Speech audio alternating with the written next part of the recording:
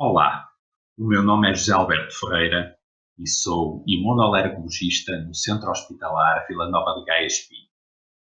Venho falar-vos da doença respiratória crónica mais comum, a rinite. A rinite é uma doença inflamatória da mucosa nasal e que afeta praticamente 1 em cada 4 portugueses. O que quer dizer que perto de 2,5 milhões de portugueses sofrem de rinite. Os sintomas habituais da rinite são os espirros, a congestão nasal, o corrimento aquoso e a comichão nasal, que também costuma afetar a garganta, os ouvidos e os olhos. E quando mal controlada, a rinite costuma associar-se à sinusite, à polipose nasal, à otite e à asma brônquica. Quando se fala de rinite, pensa-se logo em alergia, mas as queixas nasais podem ter outras causas para além da alergia. A rinite pode ser causada por agentes infecciosos como os vírus e as bactérias, chamando-se de rinite infecciosa, e a constipação comum é um desses exemplos, em que temos uma situação aguda causada por um vírus e é autolimitada no tempo.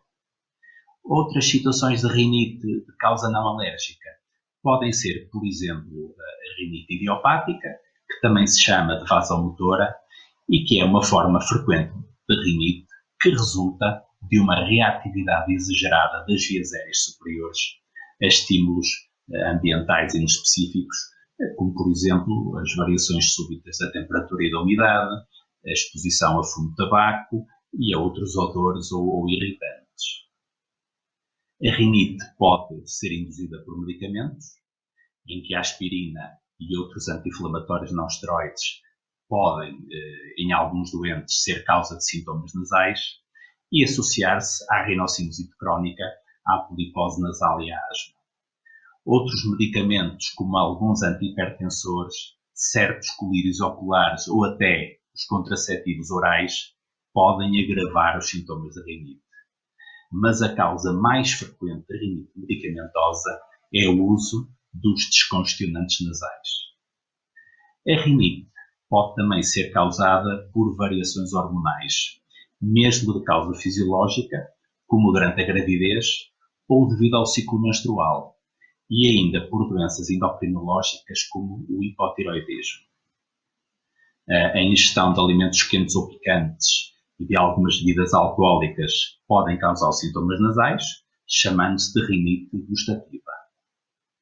A rinite pode ter causa ocupacional, em que os sintomas surgem por exposição a alergénios ou a substâncias do local de trabalho, como as farinhas, madeiras exóticas, os animais de laboratório, látex e diversos outros produtos químicos. Já a rinite atrófica é uma situação que pode surgir em pessoas idosas e, nestes casos, o que ocorre é uma atrofia da mucosa nasal e alterações ósseas que vão facilitar a formação de crostas na cavidade nasal, causando obstrução, odor fétido e alterações do olfato.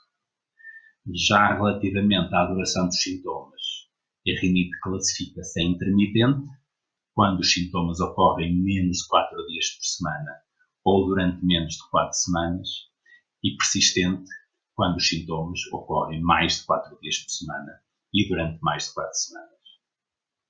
Em relação à gravidade, a rinite pode classificar-se em ligeira ou moderada a grave, consoante possa afetar de forma mais ou menos intensa parâmetros como o sono, as atividades de vida diária e de lazer, as atividades profissionais ou escolares, ou os sintomas que o doente apresente sejam mais ou menos incomodadores.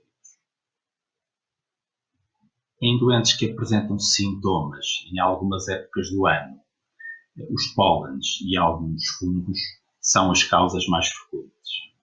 Neste caso, a duração e a intensidade dos sintomas depende dos ciclos de polinização, que podem ter importantes variações ao longo da época polínica e também variarem de ano para ano. Nestes doentes polínicos, a rinite é frequentemente acompanhada de queixas de conjuntivite, como o vermelho, o lacrimejo e a comichão. Já os alergénios do ambiente doméstico, como os ácaros ou os epitélios de animais, são a causa mais frequente quando os sintomas ocorrem ao longo de todo o ano. Para o diagnóstico do agente causador, podemos utilizar os testes cutâneos por picada ou podemos fazer análise ao sangue para dosear as IgS específicas e desta forma identificar os alergénios causadores da rinite alérgica.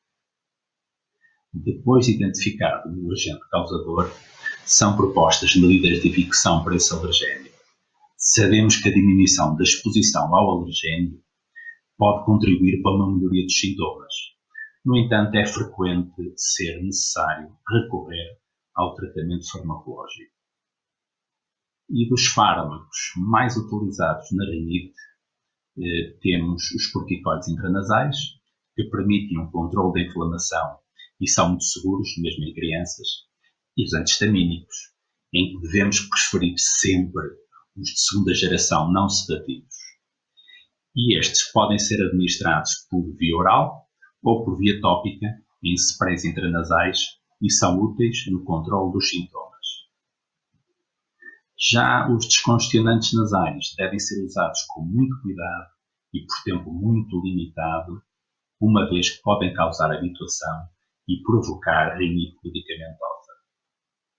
E enquanto o tratamento farmacológico sabemos que é eficaz, mas apenas controla os sintomas da rinite, a imunoterapia específica com alergénios, que é também conhecida por vacina antialérgica, é o único tratamento capaz de modificar a própria doença alérgica.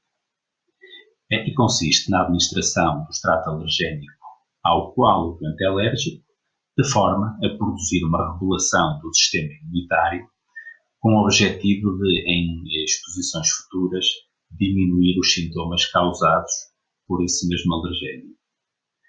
A administração desta vacina antialérgica pode ser feita por via subcutânea ou por via sublingual durante 3 a 5 anos e, para além de melhorar os sintomas da alergia, também diminui a quantidade de medicação complementar ao tratamento.